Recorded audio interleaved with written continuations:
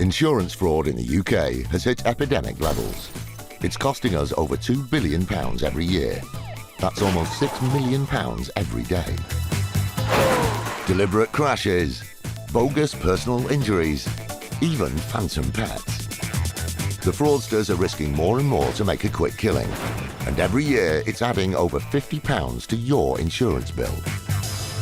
But insurers are fighting back, exposing 15 fake claims every hour. Armed with covert surveillance systems, that's the subject out the vehicle, sophisticated data analysis techniques, and a highly skilled, dedicated police unit, they're catching the criminals red-handed. Just don't lie to us. All those con men, scammers, and cheats on the fiddle are now caught in the act and claimed and shamed.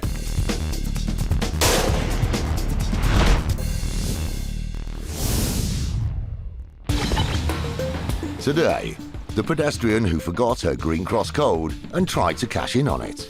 She's looked both ways? No, that's not true at all. The police's Insurance Fraud Enforcement Department catch a suspected fraudster with his trousers down. Well, I've no pants on. Don't need to get dressed. And the jaw-dropping lengths that one woman went to in her bid to scam insurance companies. In my 2.5 years in charge of IFED, this is the most despicable and shocking case I've come across by some distance.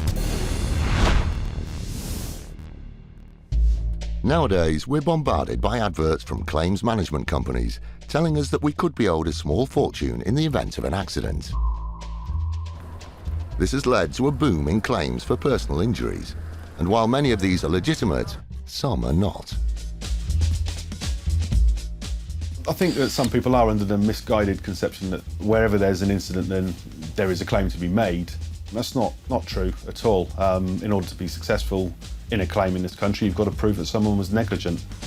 But proving negligence isn't as easy as some people think, and public transport operator First Group find themselves battling dubious claims on a weekly basis. One particular incident which raised such a claim occurred on a busy bus route in central London. We have a woman alleging that she's looked left, she's looked right, she's seen no traffic coming, so she's assumed it's safe to cross. She stepped out and the bus has hit her. A pedestrian versus a bus is only ever going to have one winner. Now, as any youngster with good road sense will tell you, before crossing the road, it's vital that you stop, look both ways, listen and look again. And although the pedestrian in this case claims she did exactly that, First Group weren't so sure. The one thing that would suggest that's not true is if you look right, you would see a 15-ton bus coming towards you, and you should be able to therefore stop and not get run over. Historically, cases like this will be one person's word against another. But thanks to modern technology, it's becoming easier to find out what really happened. She's given her version of events, the driver will give his version of events. The one factual piece of evidence we have is the CCTV footage itself. The camera doesn't lie, it shows a true picture of what actually happened, and it's an invaluable source of evidence. Most buses have at least 10 CCTV cameras, and although they're primarily used for passenger and driver safety, they can also be very handy when it comes to settling claims like this.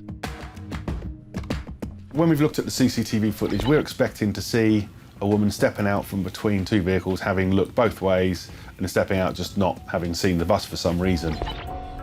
It sounds reasonable enough, but is it what really happened? You'll see the lady suddenly appear from between the two vehicles. She doesn't look, she just looks left, steps out. There's no attempt to look right. The woman steps out between a stationary sightseeing bus and a trailer. The double-decker is so large she can't see the other bus coming her way. And to make matters worse, she doesn't even look. If you're going to step out from between two vehicles, your view's going to be very poor. You need to make sure that you can see what's coming before you step out. The driver has no time to react, and as quick as he's on the brakes, the woman is hit by the front corner of the bus, throwing her up in the air. There is no way he's going to avoid hitting her when she steps out when the bus is that close, and the footage shows exactly that. From the driver's perspective, it looks like a devastating blow, but the multiple cameras positioned at various points on the bus give a clear picture of exactly how severe the collision was and what happened next. You can see the force of the impact has driven her to the ground and she's rolled underneath the flatbed truck, but she's out and up pretty quickly. As severe as the impact looked, thankfully the woman wasn't seriously hurt. But it wasn't long before First Group received a claim for her injuries. The injuries that were subsequently claimed for compensation from us were probably more to do with her hitting the ground than actually the impact with the bus itself. She's got some minor cuts and bruises, the ever-present whiplash claim. She's got a main injury to her knee, which has necessitated her having to use crutches for up to 6 weeks. Some 9 months after the accident, she's still alleged to be suffering from her injuries. Incidents like this are nothing new, and First Group find themselves dealing with claims like this on a weekly basis. In light of the advertising that goes on today, and it's made quite clear how much you can get from a simple slip or a trip or a fall at work, it's probably reasonable to assume that this lady may have assumed she can get £3,000 to £3,500 for this accident. So you could argue, why wouldn't she put a claim in? I would say because it's an out-and-out lie, to be honest, but that's just my opinion. It may sound harsh, but it's important to remember that the woman alleged to have looked both ways and is claiming that any negligence lies with the driver. Such allegations mean that in cases like this, it isn't just the injured parties who can be the victims. What happens to the drivers that are confronted with these things on a daily basis? I watched the CCTV footage back on this one. You can see the horror and the general anguish in the driver's face. He just looks horrified that this has happened. And these sorts of things, when drivers are confronted with these sorts of situations, this wasn't even a serious injury. Had it been more serious, some of the drivers can walk away with serious emotional scars. It can affect their confidence, the way they drive, and yeah, it can have a big knock-on effect. Although this case was a genuine accident, the woman tried to exaggerate her claim.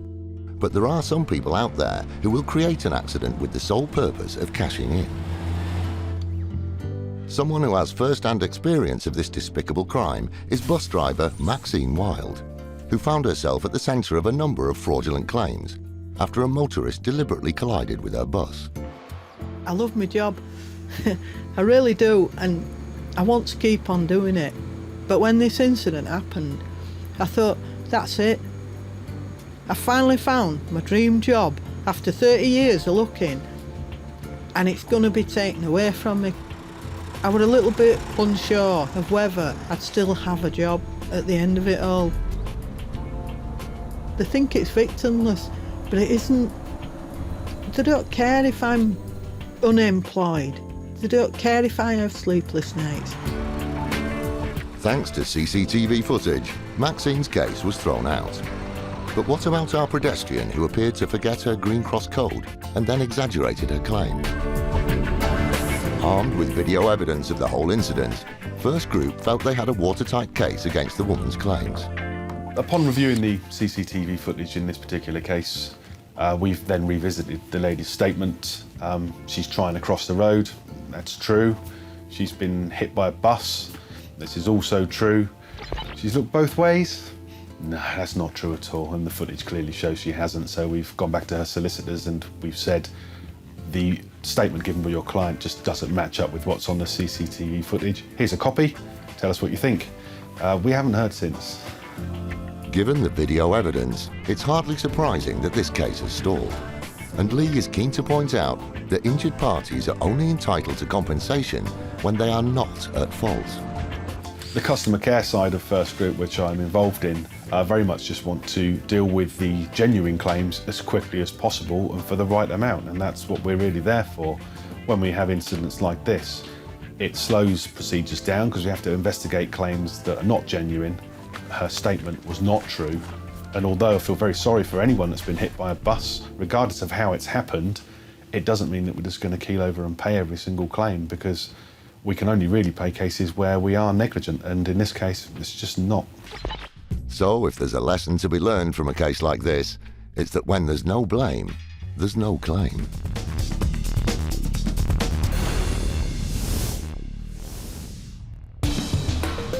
Still to come, an insurance company turns the tables and reclaims what's rightfully theirs. He's got no idea that we're coming to recover the vehicle today. which is our weapon, if you like, the element of surprise. And one of the most shocking cases that IFED has ever dealt with. And it was one fraud after another fraud after another fraud.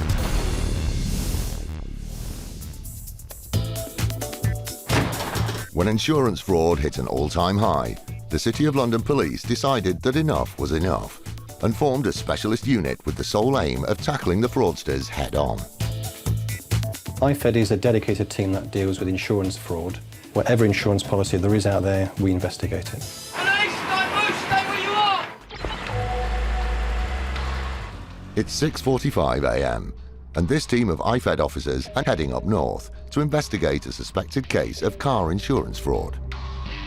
Aman Taylor is heading up the operation. We're hoping to find any computer equipment or any genuine documentation which we can use as evidence later once we get to the interview stage. It's going to be slightly more difficult than dealing with a standard case. He's gone to lengths to cover up his tracks. Every raid has its own risks and obstacles, and today is no exception. The property itself we've looked at from research, and we believe to be large enough, a big enough property that it's going to take a few of us to secure the property. That's why we've got uniform attended to assist us with securing the property and securing a person once we arrive there. When the team arrive at the location, the property is so large that a man does a quick recce to find the front door. I think it's maybe the property. I'm just going to have a quick look up at that driveway. As the building is unlit and pretty large, it takes the team a few moments to work out the layout. Pardon? Ah. But nothing deters the IFED team, and soon they're at the front door, ready to give their suspect an early morning wake-up. Hello, you Mr. Yeah. We have a warrant to search the premises. The team are in, although unsurprisingly, not everyone is particularly pleased to see them. Oh dearie me, I can't believe this. I've never had out like this in my bloody life. After a dressing down by a surprised family member, a man arrests the suspect and explains the implications this will have on his privacy. Do you want me to get dressed? Yeah, what I will do is, because you are now under arrest, what I'll ask is that one of the uniform officer will stay with you just while you get dressed. He's going I've no pants on. So yeah, I know, he's not going to stand there and watch or anything like that, but he's got to be with you whilst you're under arrest because you're under arrest. Yeah, that's fine. I'll go get dressed. Once arrested, you are never out of sight of the police officers, regardless of what you are or are not wearing. And it's not uncommon for suspects to try and destroy incriminating evidence. Meanwhile, DI Dom Parkin explains to the suspect's family that their cooperation could make the process a lot easier. Rather than us searching the house from top to bottom, we could say to him, we are here to search for documentation for the insurance claim. Yeah. If you want to show us the drawer where it is, Right, and we're satisfied that that's what we need, then that may conclude our search. But if he says, search the house, then we'll search the house. Right, okay. We'll be over that forklift thing. Keen not to have the entire house searched, the suspect agrees to show a man and the team where he keeps the documentation that they're after. Do you want me to go get it for you? Do you want me to come with you? Yeah, if you can show us where we're going. Is it within this house? No, it's outside. There's nothing in this house. Alright, we'll come with you to the office and you can show us to the offices. The suspect is giving his full cooperation and is claiming to have all of the information a man needs in one briefcase. But of course, IFED never take what suspects say at face value, and there's absolutely zero chance of them leaving it at that. So everything business related would be in this office, and that is your work computer. Yeah, if you want to take the work computer, that's fine. Yeah, you'll just crack on and see what you want. So far, we've located our subject, so we'll be looking at completing our search, seizing what we need to seize, and then taking it for him to be interviewed. I'll put that down as ATO2. To be sure of building the strongest case possible, the team are seizing anything that could provide the evidence they need. We'll take this, and then there's a possibility that we might even have a trace of him producing a document on Word. But computers and laptops aren't the only things that can leave an incriminating trail. What we can do with the phones is we can download the data from them, and we can get any text message, phone calls, anything like that that's relevant from the phones themselves. Before leaving, the office is given a final sweep for any more evidence that might help secure a conviction. Well, it's daylight. Dark day. Several hours after arriving, the search is complete. But for a man and his team, this is just the beginning. The good news, though, is that things are looking promising. Now, our intention is to go back to the police station, refer back to the exhibits that we've seized, and we can then use them for interview once we've got him back at the police station.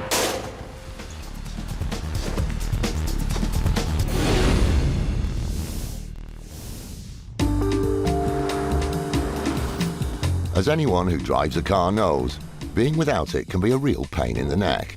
So in the event of a crash, a complimentary hire car can be a real lifesaver. And thanks to legislation, it's something that insurance policyholders can take advantage of. The credit hire industry works in that if somebody has an accident in a car and it's not their fault, they're entitled in law to a replacement like-for-like car. So if, for example, you have an estate car where you need to put a dog in the back, a pet or a pushchair, you're entitled to a replacement like-for-like car.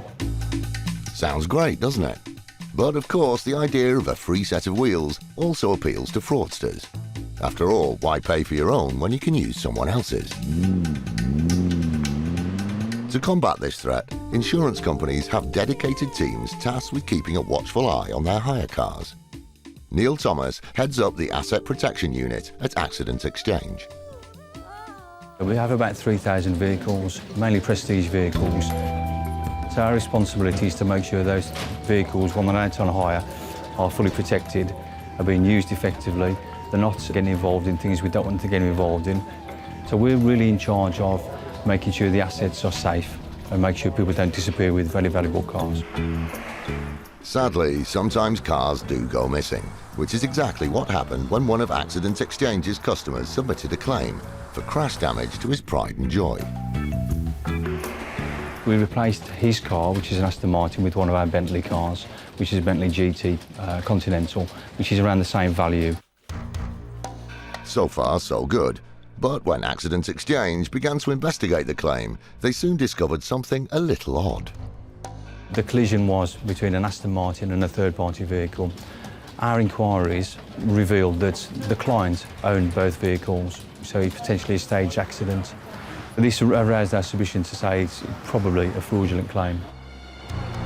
An investigation revealed the accident had been staged. But strangely enough, it was at this time that the policyholder went off the radar. After several months of unsuccessfully trying to contact him, the Asset Protection Unit resorted to what's known in the trade as a snatchback. Doing a snatchback, so getting the car back from the client, is the last resort for us. As the name suggests, a snatchback is where the rightful owners of the vehicle use a spare set of keys to take it back. But doing so can be a risky business. It was a rural location, so out in the country, a nice house. We went quite early in the morning, which is probably the best time to go. The interesting thing for our guys that turned up was there was a rather large Rottweiler and it was all fenced off, so we couldn't actually gain access to the property. But the Rottweiler certainly woke us up that time in the morning. The guard dog may have added a bit of bite to proceedings, but it didn't stop the team from reclaiming the Bentley. This particular case went to court because we could prove that it was a staged accident. The guy that owned the Aston Martin had breached the terms of his condition, the contract, so we needed to take him to court to recover our costs. For his troubles, the policyholder was ordered to repay costs totalling £50,000. But cases like this are becoming increasingly common, and today the Asset Protection Unit are on their way to carry out another snatchback. It's early morning, and Ian and Tony are a long way from home. They've been on the road for almost 4 hours, but are now just minutes away from the location. He's got no idea that we're coming to recover the vehicle today, which is our weapon, if you like, the element of surprise. They might be the rightful owners, but snatching cars can still be a hazardous business. Our main concern is to, at all costs, avoid confrontation. You can never account for what may happen once you get there. But an irate customer isn't the only thing the guys need to worry about. In the past, it has happened that although the client has obtained the vehicle fraudulently, he will report it stolen.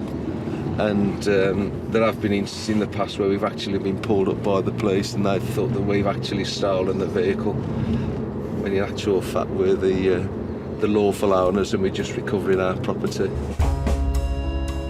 To avoid any confusion today, Ian and Tony have alerted the local police about what they're doing.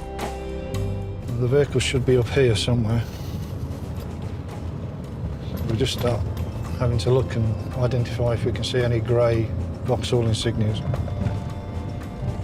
Quite closely parked together, aren't they? I hope I can get it out if he's here.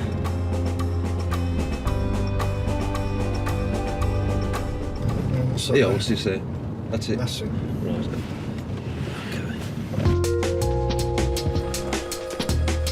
Having found the car, Ian has to act quickly. There's no room for error. And now definitely isn't the time for stalling it.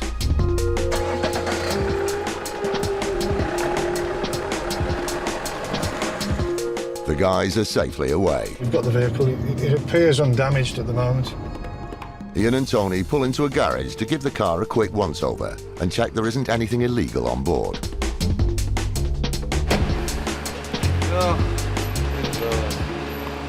There's a lot of property in there, isn't there? Apart from a load of junk on the back seat, the car appears to be okay. Our priority now is to get the vehicle back to Birmingham as soon as possible. We'll try and make contact with the client just to let him know that we have recovered the vehicle and we're sending his property back to him. I'm sure it won't be the last one that we'll be doing, but yeah, a very successful mission.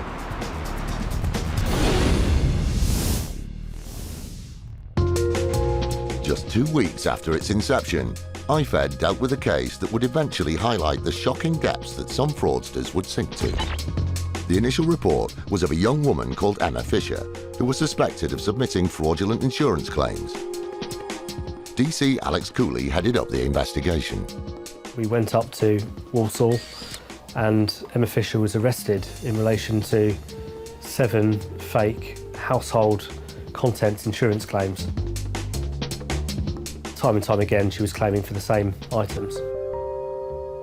But she told us at that stage that the frauds were limited to a total of 7. Even after 2 years of operations and 450 arrests, head of IFED David Wood can still clearly remember the sequence of events that surrounded Emma Fisher. We hoped that encounter with the police and with IFED would be her one and only dealings with us. Will that be long enough? We were sadly mistaken. 3 months later, IFED were dealing with a number of suspected fraudulent claims when they noticed a familiar name on the case notes. This time, we could see the extent of her offending. It was over a long period of time, was quite systematic and well thought out. It was different to the offending we'd seen before. It was clear that IFED were dealing with a serial fraudster. But what was disturbing were the lengths that Emma Fisher was prepared to go to in the hope of cashing in. For starters, there were multiple claims on pet insurance policies, some of which were for dogs that didn't even exist. Emma Fisher was typically claiming that she had purchased a new Chihuahua and that Chihuahua had subsequently either been stolen or it had gone astray. She would substantiate that with emails pretending to be a pet breeder to prove the original purchase of the dogs. She was quite imaginative. The claim was generally for the entire price of a replacement dog. But IFED soon discovered that claiming on phantom pooches was just the tip of the iceberg. Because when it came to Emma Fisher and fake claims, no insurer was safe. She moved into mobile phone insurance, where she claimed that she was mugged and that she'd lost a mobile phone. She pretended that she had been defrauded on her bank account, typically claiming that, again, she'd been robbed and that her card had been misused. She also got involved in a couple of more specialist lines of insurance, including, for example, income protection insurance, so where she claimed that she'd had a job, which was a lie, and that she had subsequently been made unemployed and she was claiming for an indemnity to cover her lost earnings. Defrauding insurance companies for a bit of cash with phantom pets and made-up muggings is one thing, But IFED's investigation soon highlighted that Emma Fisher was anything but an average fraudster. In fact, she had even used false claims to bag herself a house adapted for a disabled person. That's right, a house. In order to obtain the disabled adapted house, Emma Fisher sent an email to the Housing Authority pretending to be a doctor. The doctor had the fake name of Mr. Ahmed. Mr. Ahmed, in this supposed email, was saying how Emma Fisher was suffering from terminal cancer and needed use of a wheelchair. And in the same claim, Emma Fisher also pretended to be a social worker and emailed claiming that Emma Fisher had been the victim of domestic violence. With no moral scruples, Emma Fisher even claimed she had cancer. In fact, there were no depths that she wouldn't stoop to. Not only did she get the disabled adapted house under false pretences, but within the first couple of weeks of her tenancy, she made a false public liability claim against the housing group. And what she did was she pretended that she'd fallen over some debris in the garden, which she'd alleged had been left by the Housing Authority. In fact, on that occasion, she had taken an image of a bruised leg from Google and submitted it as evidence of her own false injury. And as part of that claim, Emma Fisher alleged that she'd suffered a miscarriage as a result of the fall, which was extremely serious, and again turned out to be totally untrue. It became clear just how manipulative Emma Fisher was prepared to be. Obviously meant that in my investigation I had to take everything she told me with a very large degree of caution. To you and me, that's a very large pinch of salt.